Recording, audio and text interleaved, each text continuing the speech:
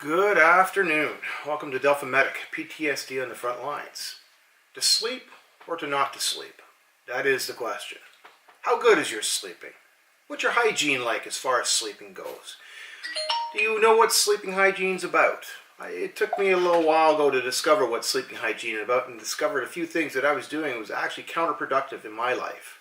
I want to share a few things about sleeping hygiene, some of the negative attributes that when we don't take care of that sleeping hygiene, things that happen to us. It might even explain some of the problems that you may be having. Sorry about the beep and the buzz, and people are just kind of texting me while we continue on. I guess someone loves me out there. Don't know why, but they do. Negative aspects of negative or poor sleep hygiene obviously is going to be sleep disturbances and difficulties trying to fall and stay asleep during the nighttime. The biggest concern that I have is long-term sleep hygiene issues and how they impact on our health issues. There's absolutely a tie to different medical problems when you're exposed to long-term sleep deprivation. I've been having sleep troubles trying to work with it for the last 10 or 15, well, probably at least 10 years now, since about 2007. And I didn't know a lot of this until a couple of years ago, and I started working and changing some of my own habits. A few things that we need to discuss about is that sleep hygiene is one of those things that's in our total control. We actually have the ability to make a huge impact on how we sleep.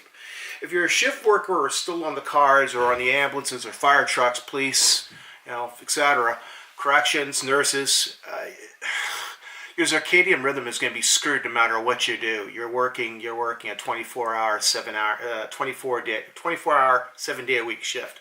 Your circadian rhythm is going to be disrupted. The best thing you can do is that when you're sleeping is that you try to maintain certain parameters that will really help in your sleeping patterns. Today we're going to talk about the issues of, one second, I just need to start my timer because it's been too long. We're going to talk about good sleep hygiene.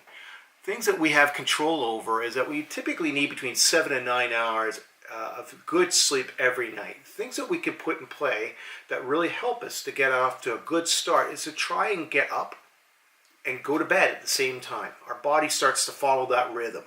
That's why they call it circadian rhythm. The other thing we need to make sure we do is that we limit our daytime naps to 30 minutes. I'm really bad for that. I sometimes find I need an hour and a half, but the problem is that it screws you up for the next evening sleeping. When you're having trouble sleeping at nighttime, they suggest get up 5, 10, 15 minutes, walk around, or in a closed and darkened room, as long as you know where you're going, you're not going to fall, or sit in a chair. Avoid anything that emits light or electronic noise. Anything that gets your eyes going or gets your brain going. That's the problem, right? You can't shut down at nighttime. At least that's what my issue is with me. If we start working on really good sleep hygiene, it improves our mood, alertness, and performance during the day. Stimulants, caffeine, nicotine. Alcohol is not a stimulant, but they say that some people use alcohol to kind of go to sleep. But the problem is that changes in your body a couple hours later, then it becomes a huge problem.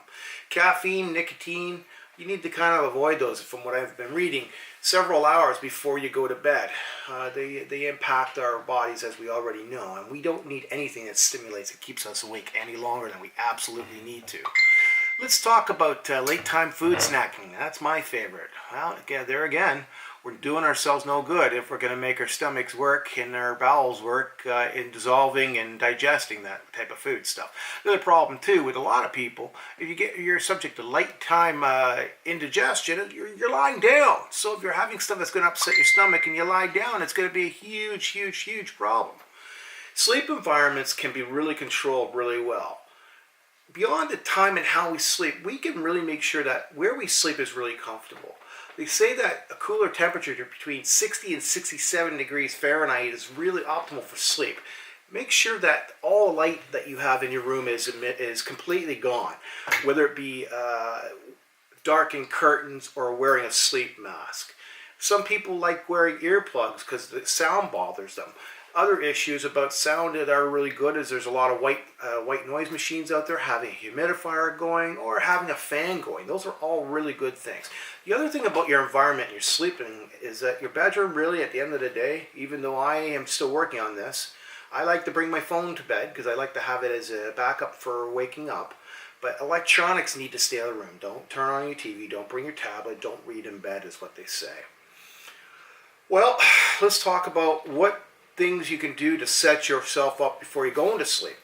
How about a good bedtime, pre-bedtime routine?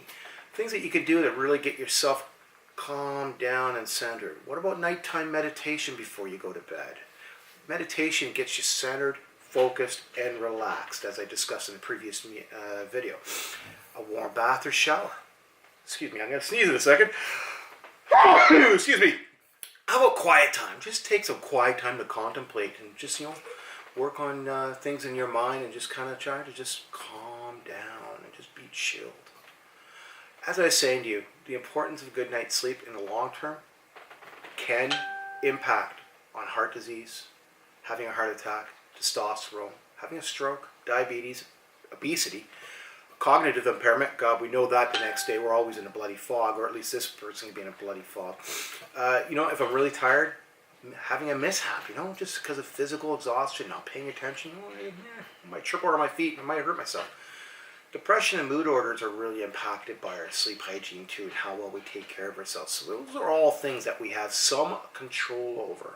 I'm not going to say that having good sleep hygiene is going to stop you from having a stroke or a heart attack, but they say that there is ties. At nighttime, there's a lot of issues with, your body kicking into gear when you completely wake up. That's my timer telling me to shut the hell up. Well, I hope you enjoyed this short video. Tomorrow we're going to talk about, or the next showing, we're going to talk about weighted sleep blankets. I've got a few friends who are interested in them and trying them, and I'd like to get some feedback because I'm kind of curious about them too. I hear it's like being snuggled up and having something wrapped up gently. For some people that might be kind of claustrophobic. I don't know. Well, the jury's out. Until then, have a great 24 hours. Try to work on your sleep hygiene and sleep well. Night.